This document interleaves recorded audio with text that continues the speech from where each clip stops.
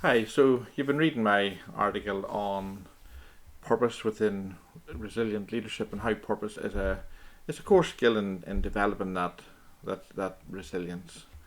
And I'd like to tell you a story linked to the second tip I've given in that article about seeing the big picture. And the story is around how resilient a group of employees were in face of redundancy and in face of having had just a previous bad experience of the training that I was brought in to deliver to them. The company in question was Michelin in Ballymena in Northern Ireland. You'll all know of Michelin, the tyre company. And basically, the Ballymena plant was scheduled for closure a few months time from this experience that I've had with them.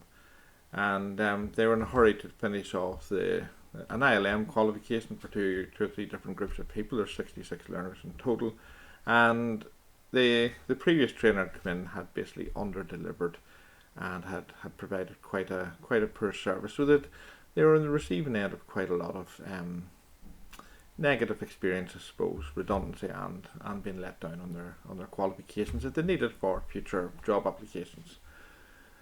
So when I was carrying out a first induction day with them to get them restarted on the training and the program, one of the things that I asked them was, well, what do you do? And the first guy that answered this question said, I keep people safe. And I was struck by this description, this definition of his job and this definition of his purpose within Michelin. He keeps people safe. So I explored this a little bit further, and I asked him to why is that how he describes what he does. And it turned out that someone in Michelin had the foresight, someone in the Ballymena plant had the foresight over the years to take their employees out in groups to visit customers. But they were very careful and very clever in what they did when they brought them out to visit customers. They just didn't bring them to any customer.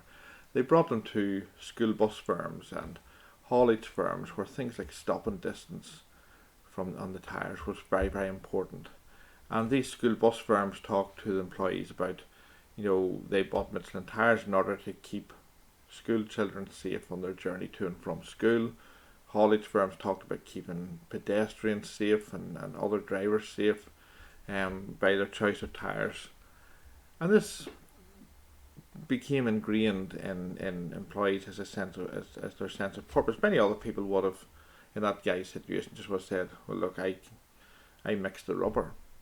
I make sure the rubber mixes of the right quality, the right standard, that makes the right quality of tyre that our customers are happy with.